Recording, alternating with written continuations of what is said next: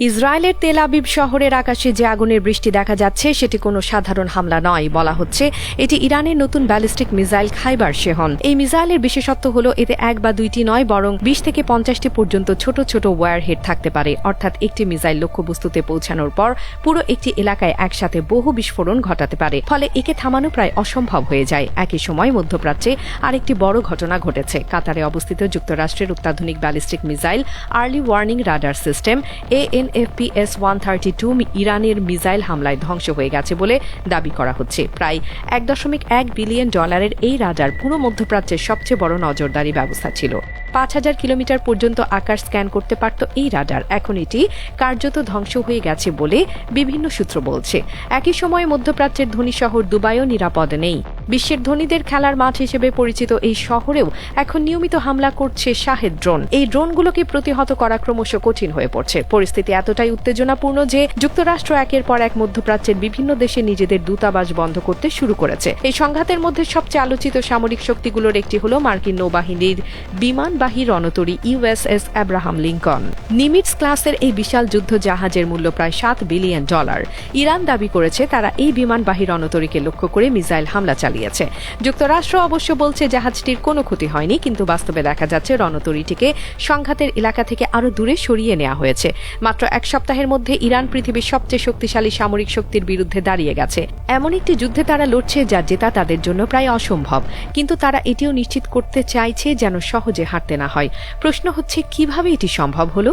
কি এমন আছে ইরানের কাছে যা যুক্তরাষ্ট্রের উন্নত প্রযুক্তি, কৃত্রিম বুদ্ধিমত্তা, আধুনিক অস্ত্র এবং সামরিক পরিকল্পনাকে চ্যালেঞ্জ করতে পারছে? ২৮ ফেব্রুয়ারি যখন যুক্তরাষ্ট্র ও ইসরায়েল একসাথে ইরানের ওপর হামলা শুরু করেছিল, তখন অনেকেই মনে করেছিলেন কয়েক ঘন্টার মধ্যেই যুদ্ধ শেষ হয়ে যাবে।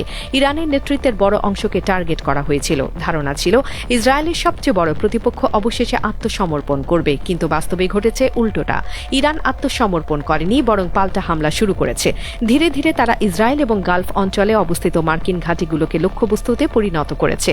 এর একটি বড় কারণ হল ইরানের বিশাল এবং তুলনামূলকভাবে সস্তা মিসাইল ও ড্রোন ভান্ডার। ২০২৫ সালের মার্চে ইরানের বিপ্লবী গার্ড বাহিনী একটি ভিডিও প্রকাশ করেছিল, যেখানে দেখা যায় ইরানের ভূগর্ভে বিশাল মিসাইল শহর তৈরি করা হয়েছে। কিলোমিটার দীর্ঘ টানেলের ভেতরে সারি সারি মিসাইল প্রস্তুত অবস্থায় রাখা আছে। এই টানেলগুলোর সংখ্যা বা মোট দৈর্ঘ্য ঠিক কত তা এখনও কেউ নিশ্চিতভাবে জানে না। আসলে ইরান এই প্রস্তুতি আজকের জন্য নেয়নি। ১৯৮৪ সাল থেকেই তারা ভূগর্ভস্থ মিসাইল ঘাঁটি তৈরি করা শুরু করেছিল। প্রথম দিকে তারা যে ড্রোন এবং মিসাইল ব্যবহার করছিল, বিশ্লেষকদের মতে সেগুলো ছিল পুরনো স্টক। এর লক্ষ্য ছিল যুক্তরাষ্ট্র ও ইসরায়েলের ইন্টারসেপ্টর মিসাইলের মজুদ কমিয়ে ফেলা।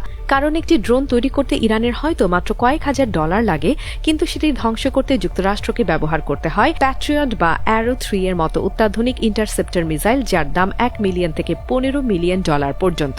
ইরান এই অর্থনৈতিক সমীকরণ খুব ভালোভাবে বুঝে গেছে।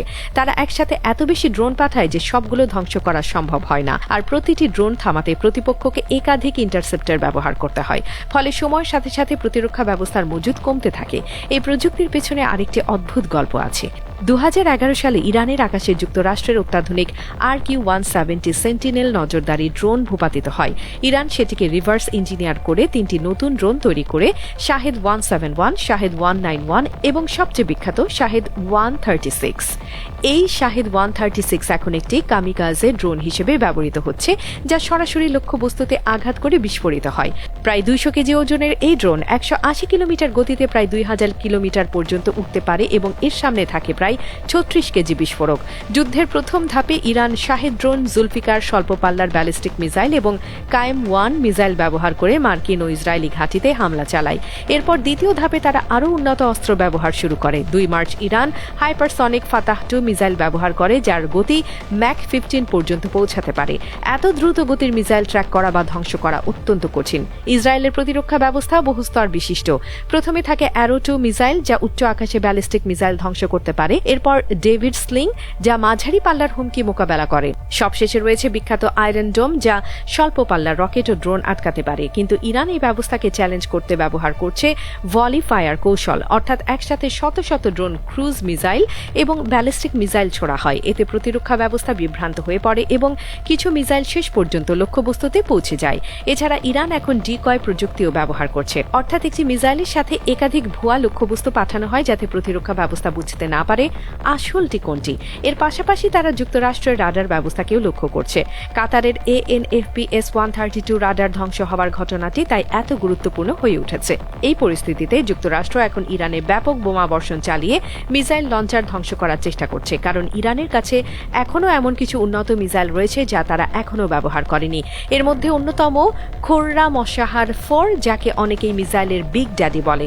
প্রায় 13 মিটার লম্বা এই মিসাইলের ওয়ারহেড 1500 কেজির বেশি হতে পারে এবং এর পাল্লা কয়েক হাজার কিলোমিটার পর্যন্ত।